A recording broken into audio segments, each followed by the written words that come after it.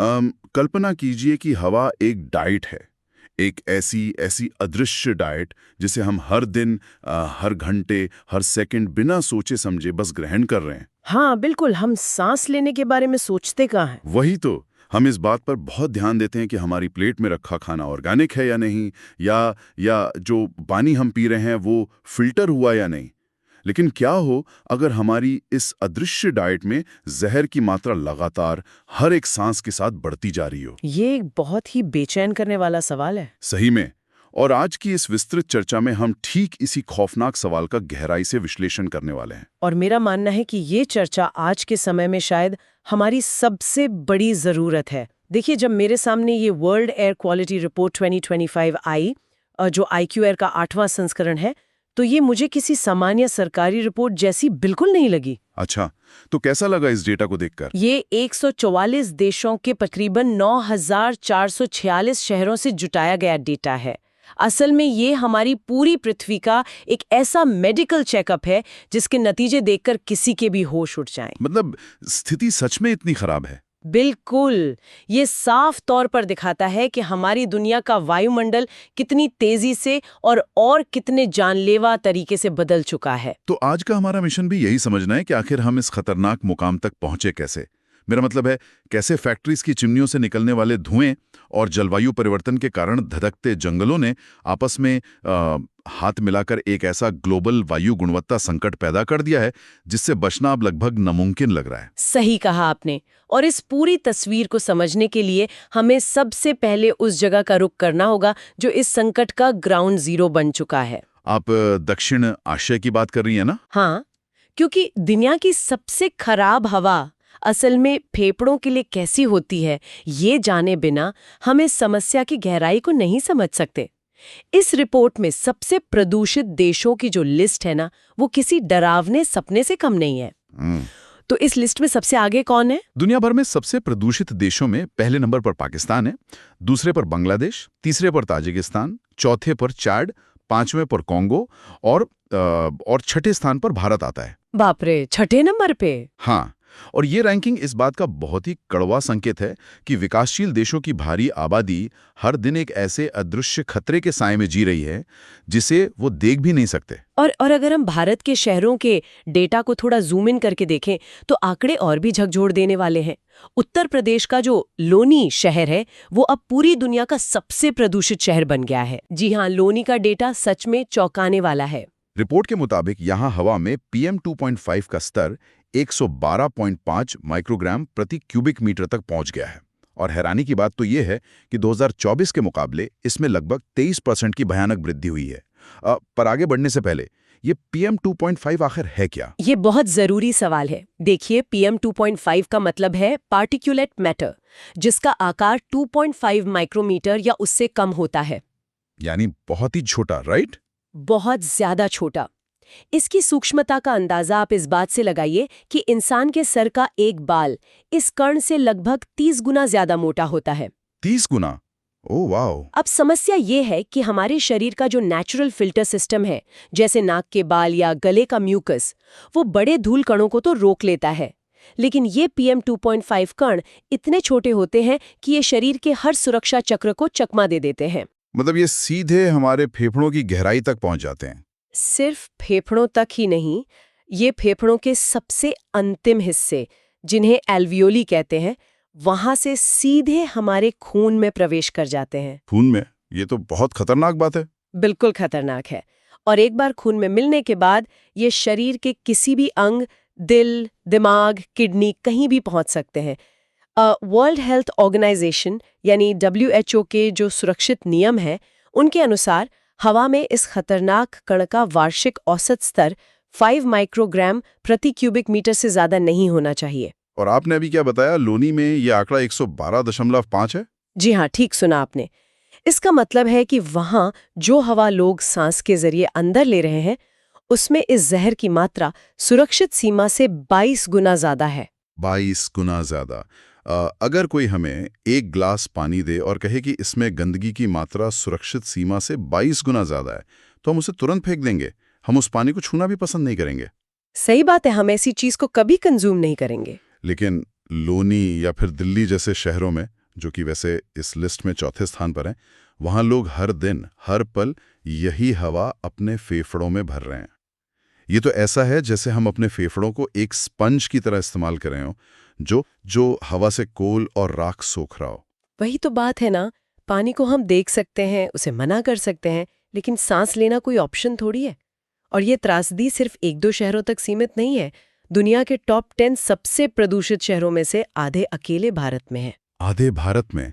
कौन कौन से? लोनी, बर्नीहाट, दिल्ली, गाजियाबाद और उवाला। और अगर हम दुनिया के टॉप 25 सबसे प्रदूषित शहरों की लिस्ट देखें, तो वो केवल 3 देशों की सीमाओं में सिमटे हुए हैं: भारत, पाकिस्तान और चाइना। एक मिनट, मुझे ये बात थोड़ी पच नहीं रही है। दुनिया में इतने सारे देश हैं, इतने सारे शहर हैं जहां इंडस्ट्रियलाइजेशन हो रहा है, तो फिर ये टॉप 25 शहर केवल इन्हीं 3 देशों में क्यों सिमटे हुए हैं? क्या ये बस भारी आबादी और बेतहाशा फैक्ट्रीज का गणित है, या इसके पीछे कोई ऐसा जाल है जिससे ये शहर चाहकर भी बाहर नहीं निकल पा रहे हैं? देखिए, ये केवल आबादी या कुछ फैक्ट्रीज का नतीजा बिल्कुल नहीं है। ये असल में भूगोल, मौसम विज्ञान और आर्थिक मजबूरियों का एक बहुत ही कॉम्प्लिकेटेड मिक्सचर है। अगर हम दक्षिण एशिया की बात करें, खास तौर पर भारत का उत्तरी मैदानी इलाका और पाकिस्तान का वो हिस्सा, तो वहाँ का भूगोल एक कटोरे की तरह काम करता है। कटोरे की तरह? वो कैसे? सर्दियों के मौसम में एक फिजिकल फिनोमिनन होता है जिसे टेम्परेचर इन्वर्जन या तापमान का उलटना कहते हैं। इसे थोड़ा आसान भाषा में समझाइए ना। ये टेम्परेचर इन्वर्जन आखिर काम कैसे करता है? नॉर्मल कंडीशंस में क्या होता है कि गर्म हवा हल्की होकर ऊपर उठती है और अपने साथ धुआं भी ले जाती है। लेकिन सर्दियों में जमीन ठंडी हो जाती है और उसके ऊपर की हवा भी ठंडी और भारी हो जाती है। अच्छा। और इस ठंडी हवा के ऊपर गर्म हवा की एक लेयर बन जाती है। इसके साथ ही उत्तर में विशाल हिमालय पर्वत श्रृंखला एक बहुत बड़ी दीवार की तरह खड़ी है। तो मतलब वो ठंडी हवा और जो पोल्यूशन है वो उस हिमालय की दीवार और गर्म हवा की छत के बीच फंस जाता है। बिल्कुल वैसा ही। ये तो ऐसा हो गया जैसे किसी ने उबलते हुए जहरीले सूप के बर्तन पर एक कसकर ढक्कन लगा दिया। बहुत ही सटीक उदाहरण दिया आपने। इस ढक्कन के कारण गाड़ियों का धुआं, फैक्ट्रीज का इमिशन, कंस्ट्रक्शन की धूल और खेतों में जलने वाले कूड़ा करकट का धुआं, ये सब बाहर निकल ही नहीं पाता। वो वहीं एक बहुत ही मोटी और जहरीली चादर बना लेता है। ये तो भौगोलिक मजबूरी हो गई, पर क्या बस यही एक वजह है? नहीं, इसके अलावा हमें इकोनॉमिक सच्चाई को भी देखना होगा। भारत, पाकिस्तान और चीन जैसे देशों में एनर्जी की भूख बहुत बड़ी है। और भले ही हम ग्रीन एनर्जी की बातें कर लें, आज भी विकास का ये इंजन काफी हद तक कोयले और फॉसिल फ्यूल से ही चल रहा है। हाँ, कोयले का इस्तेमाल तो अभी भी बहुत होता है। और नियम कानून तो किताबों में है, लेकिन जमीनी स्तर पर उनका पालन, जिसे हम एनफोर्समेंट कहते हैं, वो बहुत कमजोर है। ये एक बहुत ही डराने वाली और लाचार कर देने वाली तस्वीर है। हम आर्थिक तरक्की तो कर रहे हैं, लेकिन उसकी कीमत अपनी ही सांसों से चुका रहे हैं। पर अगर दक्षिण एशिया में इतनी समस्या है, तो क्या दुनिया का कोई ऐसा हिस्सा है जो इसका बिल्कुल उल्टा हो? आपका इशारा किस तरफ है? मेरा मतलब है जहां पर्यावरण नियम बहुत सख्त हों और लोग एकदम सुरक्षित हों। वेस्टर्न देशों के बारे में तो हमारी आमतौर पर यही धारणा होती है ना। और ये एक बहुत बड़ी गलत फहमी है जो 2025 की इस रिपोर्ट ने पूरी तरह से चकनाचूर कर दी है। अब तक हमारा पूरा फोकस इस बात पर था कि पोल्यूशन इंसानों की बनाई फैक्ट्रीज और गाड़ियों से ही आता है, लेकिन अब जो तस्वीर सामने आई है उसमें खतरा खुद प्रकृति की ओर से आ रहा है। प्रकृति की ओर से? वो कैसे? 2025 में दुनिया की हवा को जहरीला बनाने वाला एक सबसे बड़ा कारण रहा है जलवायु परिवर्तन के कारण जंगलों में लगने वाली भीषण आग। इसे साइंस की भाषा में वाइल्ड फायर ड्रिवन पोल्यूशन कहते हैं। ओह, तभी रिपोर्ट में कनाडा का जिक्र था। ये पढ़कर मैं सच में हैरान रह गया था कि कनाडा अब नॉर्थ अमेरिका का सबसे प्रदूषित देश बन गया है। जी हाँ, और इतिहास में ऐसा दूसरी बार हुआ है। मतलब नेचुरल ब्यूटी, बर्फ से ढके पहाड़ों और साफ झीलों के लिए जाना जाने वाला देश आज पोल्यूशन के मामले में सबसे ऊपर बैठा है। इसका मुख्य कारण वहां का रिकॉर्ड तोड़ वाइल्ड फायर सीजन है ना। बिल्कुल। जलवायु परिवर्तन ने जंगलों की नमी को इस कदर सोख लिया है कि वो बारूद के ढेर में बदल गए हैं। और आपको क्या लगता है, इसका असर सिर्फ कनाडा तक सीमित रहा? आग वहां लगी है तो धुआं तो फैलेगा ही। अमेरिका पर भी असर पड़ा होगा। प्रोग्राम प्रति क्यूबिक मीटर हो गया है। अमेरिका के एल पैसो और साउथ ईस्ट लॉस एंजलिस जैसे इलाके सबसे ज्यादा प्रभावित हुए हैं, जहां धूल भरी आंधियां और जंगलों की आग ने हवा को रहने लायक ही नहीं छोड़ा। बाप रे। और यहाँ एक बहुत ही टेक्निकल लेकिन डरावना शब्द सामने आता है, वाइल्ड लैंड अर्बन इंटरफेस। हाँ, मैंने ये शब्द पहले भी पढ़ा है। इसका मतलब है वो इलाके जहां जंगल खत्म होते हैं और शहरों की बसावट शुरू होती है। लेकिन मेरा एक सवाल है, क्या वहां लगने वाली आग आम जंगल की आग से अलग या ज्यादा खतरनाक होती है? बहुत ज्यादा खतरनाक होती है। देखिए, जब आग सिर्फ जंगल में लगती है तो पेड़, पत्ते और लकड़ियां जलती हैं, जो खुद में हानिकारक तो है ही। लेकिन जब यही आग इस वाइल्ड लैंड अर्बन इंटरफेस तक पहुंचती है तो वो सिर्फ लकड़ियां नहीं जलाती। तो और क्या जलाता है वहां? वो लोगों के घरों को, गैराज में खड़ी कार्स को, लिथियम आयन बैटरीज को, पीवीसी पाइप्स को, सिंथेटिक कारपेट्स और ढेरों केमिकल्स को जलाती है। ओह, मतलब वो सिर्फ धुआं नहीं है, वो एक तरह का केमिकल सूप बन जाता है, एक तरह का केमिकल वेपन। एग्जैक्ट, यही शब्द सही रहेगा। उस धुएं में जो हैवी मेटल्स और जहरीली गैसेस होती हैं, वो आम लकड़ी के धुएं से कई गुना ज्यादा घातक होती हैं। और इस रिपोर्ट में एक और आंकड़ा है जिसमें पूरी साइंटिफिक कम्युनिटी को चौंका दिया है। वो क्या है? यूरोप के 23 देशों में इस साल पोल्यूशन का स्तर बढ़ गया है और स्विट्जरलैंड और ग्रीस जैसे देशों में तो 30% से ज्यादा की वृद्धि देखी गई है। वेट, क्या? स्विट्जरलैंड, वो देश जिसे हम पृथ्वी पर स्वर्ग मानते हैं, वहां 30% पोल्यूशन कैसे बढ़ सकता है? सही हो गया जैसे आप किसी महंगे रेस्टोरेंट में जाएं और वहां नो स्मोकिंग जोन में बैठ जाएं। हाँ, बिल्कुल सही एनालॉजी है। लेकिन अगर उसी रेस्टोरेंट के दूसरे कोने में कोई लगातार सिगरेट पी रहा है तो वो धुआं तैरता हुआ आप तक पहुंच ही जाएगा। वो नो स्मोकिंग का बोर्ड उस धुएं को रोक थोड़ी सकता है। तो क्या इसका सीधा सा मतलब यह है कि देशों की जो बॉर्डर्स हैं, जिन पर हम इतने पहरे बिठाते हैं, वो एयर पोल्यूशन को रोकने के लिए पूरी तरह से बेकार हो चुके हैं? जी हाँ, और इस घटना को साइंस में ट्रांस बाउंड्री स्मोक कहा जाता है। हमें ये समझना ही होगा कि हमारा वायुमंडल इंसानों द्वारा खींची गई पॉलिटिकल लकीरों को नहीं पहचानता। वो तो अपनी मर्जी से चलता है। बिल्कुल। जब जंगलों में आग इतने विशाल स्तर पर और इतनी भीषण लगती है तो एक खास तरह का बादल बनता है जिसे पायरोक्यूमुलोनिम्बस या फायर क्लाउड कहते हैं। Fire cloud?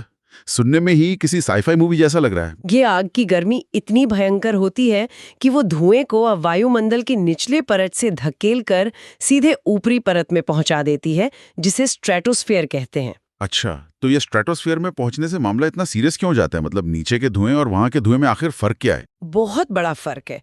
वायुमंडल की जिस निचली परत में हम रहते हैं, जिसे ट्रोपोस्फीयर कहते हैं, वहां मौसम होता है, बारिश होती है और बारिश का पानी पोल्यूशन के कणों को धोकर जमीन पर ले आता है। लेकिन स्ट्रेटोस्फीयर में ना तो मौसम होता है और ना ही बारिश। तो वहां धुएं को साफ करने का कोई नेचुरल तरीका ही नहीं है? कोई तरीका नहीं है। और उससे भी बड़ी बात यह है कि उस ऊंचाई पर जेट स्ट्रीम जैसी तेज हवाएं चलती हैं। जब धुआं एक बार उस जेट स्ट्रीम में फंस जाता है तो वो महासागरों को बहुत आसानी से पार कर जाता है। ये तो ऐसा है जैसे उस धुएं को आसमान में एक बिना टोल वाला एक्सप्रेसवे मिल गया हो, जिस पर वो बिना किसी रुकावट के हजारों किलोमीटर का सफर तय कर सकता है। वही तो मैं कह रही हूँ। जब कनाडा का धुआं अटलांटिक ओशन को पार करके स्विट्जरलैंड के आसमान को धुंधला कर देता है, तो ये हमें ये कड़वा सबक सिखाता है कि जलवायु परिवर्तन ने इस समस्या को हमारी औकात से बहुत बड़ा कर दिया है। इस स्थिति से एक बात एकदम क्लियर हो जाती है कि कोई भी देश सिर्फ अपनी सीमाओं के भीतर कड़े नियम बनाकर खुद को सुरक्षित नहीं रख सकता। अगर आपका पड़ोसी देश धधक रहा है तो आपके देश की हवा भी जहरीली होगी। सही बात है। तो जब धुआं कॉन्टिनेंट्स को पार कर रहा है, जब देशों की सीमाएं बेअसर हो चुकी हैं और जब स्विट्जरलैंड जैसी जगह भी सेफ नहीं है, तो सबसे बड़ा सवाल ये उठता है कि क्या इस धरती पर कोई भी ऐसी जगह बची है जिसे हम सेफ कह सकें? अगर हम पूरी दुनिया का एक रिपोर्ट कार्ड बनाएं तो वो आखिर कैसा दिखता है? वो रिपोर्ट कार्ड घोरे निराशाजनक है। इस रिपोर्ट में शामिल पूरी दुनिया के जितने भी शहर हैं, उनमें से केवल 14% शहर ही WHO के वार्षिक PM 2.5 मानक यानी वो 5 माइक्रोग्राम वाले स्तर को पूरा कर पाए हैं। केवल 14%? ये तो बहुत कम है।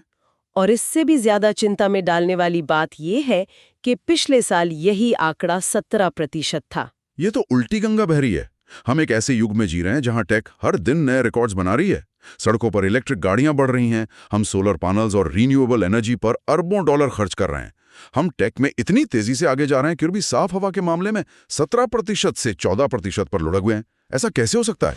देखिए, इसे कंप्लायंस गैप कहा जाता है। ये गिरावट चीख कर कह रही है कि हमारे मौजूदा प्रयास बिल्कुल नाकाफी हैं। मतलब हमारी सारी कोशिशें कम पड़ रही हैं। हाँ, हम ग्रीन टेक्नोलॉजी तो ला रहे हैं, लेकिन इंडस्ट्रियलाइजेशन की रफ्तार और जंगलों की आग का जो स्केल है, वो हमारी उस टेक्नोलॉजी को पिछाड़ रहा है। हम जितना एमिशन रोकते हैं, जंगलों की आग उससे कई ज्यादा जहर वापस हवा में घोल देती है। और जो बचे हुए 14% जगह सेफ हैं, उनका क्या रहस्य है?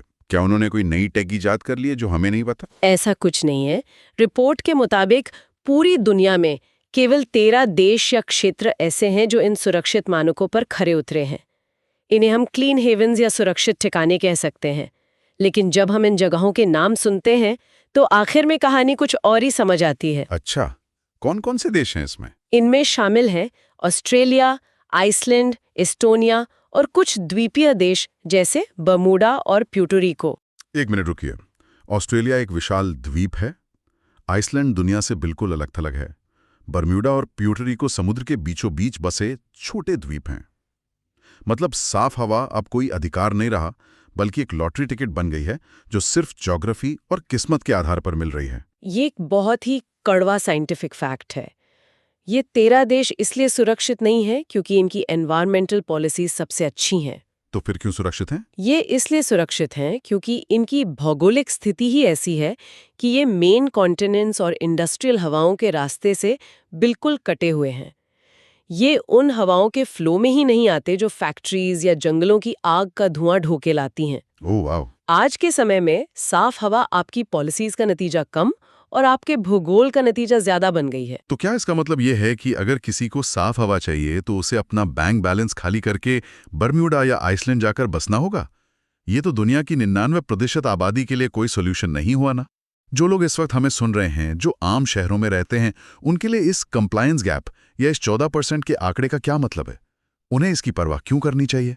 क्योंकि अगर केवल 14% शहर सुरक्षित हैं, तो इसका सीधा सा अर्थ ये है कि दुनिया भर की लगभग 86% शहरी आबादी, जिसमें शायद इस वक्त इस चर्चा को सुनने वाले लोग भी शामिल हैं, वो हर दिन, हर सांस के साथ एक ऐसी हवा अंदर ले रहे हैं जो उनके शरीर को अंदर से खोखला कर रही है। ये सच में डरावना है। ये सिर्फ एनवायरमेंटलिस्ट्स के लिए किसी कॉन्फ्रेंस में बैठकर चर्चा करने का विषय नहीं है। ये सीधे तौर पर एक पब्लिक हेल्थ का संकट है, एक आपातकाल है। एक तरह का स्लो मोशन हेल्थ क्राइसिस कह सकते हैं इसे। बिल्कुल सही कहा। जैसा कि हमने शुरू में बात की थी, PM 2.5 सीधे खून में मिल जाता है। लंबे समय तक इसके संपर्क में रहने से हार्ट डिजीज, स्ट्रोक, अस्थमा, फेफड़ों का कैंसर और यहाँ तक कि बच्चों के मानसिक विकास पर भी गंभीर असर पड़ रहा है। मतलब जो हवा हमें जीवन देती है, वही हवा अब हमारे लॉन्ग टर्म हेल्थ को सबसे ज्यादा नुकसान पहुंचा रही है। हाँ, और हम इसे चाहकर भी इग्नोर नहीं कर सकते। ये वाकई एक ऐसा सच है जिसे हम रोजमर्रा की जिंदगी में नजरअंदाज कर देते हैं, क्योंकि ये जहर हमें तुरंत अपना असर दिखाता हुआ नहीं लगता। अगर हम आज के इस पूरे विश्लेषण को समेटें तो जो तस्वीर उभर कर सामने आती है वो ये है कि हम एक ऐसे ग्रह पर रह रहे हैं जहां अब पोल्यूशन से छिपने की कोई जगह नहीं बची है। सही बात है। दक्षिण एशिया के घने इंडस्ट्रियल धुएं से लेकर जिसने भारत और पाकिस्तान के शहरों को एक गैस चेंबर में बदल दिया है, वहां से लेकर कनाडा के जंगलों की बेकाबू आग तक जिसने नॉर्थ अमेरिका को अपने आगोश में ले लिया है। मेरा मतलब है पूरे ग्रह का वायुमंडल एक भट्टी में तब्दील हो रहा है। एकदम सटीक समरी है ये।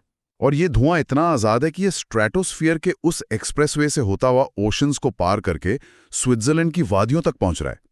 साफ हवा जो कभी हर इंसान का एक बेसिक नेचुरल राइट हुआ करती थी, वो अब एक ऐसी लग्जरी बनती जा रही है जो सिर्फ चंद अलग थलग द्वीपों तक सिमट कर रह गई है। यही इस रिपोर्ट का सबसे बड़ा और सबसे डरावना कंक्लूजन है। हवा की कोई नेशनैलिटी नहीं होती, उसका कोई पासपोर्ट नहीं होता और ना ही उसे ट्रैवल करने के लिए किसी वीजा की जरूरत होती है। हाँ, हवा तो बस बहती है। बिल्कुल। एक देश का इकोनॉमिक विकास या वहाँ की नेचुरल डिजास्टर दूसरे देश के लिए पब्लिक हेल्थ क्राइसिस बन जाती है। इसलिए जब तक ग्लोबल लेवल पर एक साथ कदम नहीं उठाए जाएंगे, जब तक पॉलिसी सीमाओं से परे जाकर लागू नहीं होंगी, तब तक किसी एक देश या शहर के अकेले के प्रयास इस संकट को हल नहीं कर सकते। हमें ये मानना ही पड़ेगा कि हम सब एक ही आसमान के नीचे सांस लेते हैं। एक ही आसमान, लेकिन वो आसमान अब तेजी से हमारे खिलाफ हो रहा है। और इसी बदलाव को देखते हुए इस गहरे विश्लेषण के अंत में मैं एक ऐसा सवाल छोड़ना चाहता हूं जिस पर हम सबको शांति से सोचने की जरूरत है। बिल्कुल, पूछिए। हम ये तो जान चुके हैं कि हम पोल्यूशन को रोकने के लिए आसमान में कोई दीवार नहीं खड़ी कर सकते। इस ट्रांसबाउंडरी स्मोक को रोकना इंसान के बस में नहीं है। तो जब बाहर की हवा पूरी तरह से हमारे कंट्रोल से बाहर हो चुकी है, तो क्या भविष्य में हमें अपने घरों और शहरों के आर्किटेक्चर को, अपनी इमारतों के डिजाइन को पूरी तरह से बदलना होगा? ये एक बहुत ही गहरा सवाल है। क्या आने वाले दशकों में सुबह उठकर खुली खिड़की से साफ हवा में सांस लेना हमारा अधिकार न होकर केवल एक ऐसी प्रीमियम सर्विस बन जाएगा जिसके लिए हमें अपनी इमारतों को पूरी तरह से सील करके महंगे और आर्टिफिशियल फिल्ट्रेशन सिस्टम्स पर निर्भर रहना पड़ेगा?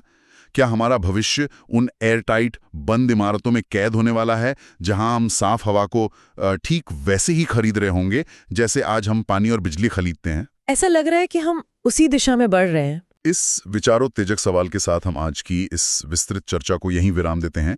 जो हवा आप इस वक्त सांस के रूप में ले रहे हैं, अपनी उस अदृश्य डाइट पर थोड़ा गौर जरूर कीजिएगा।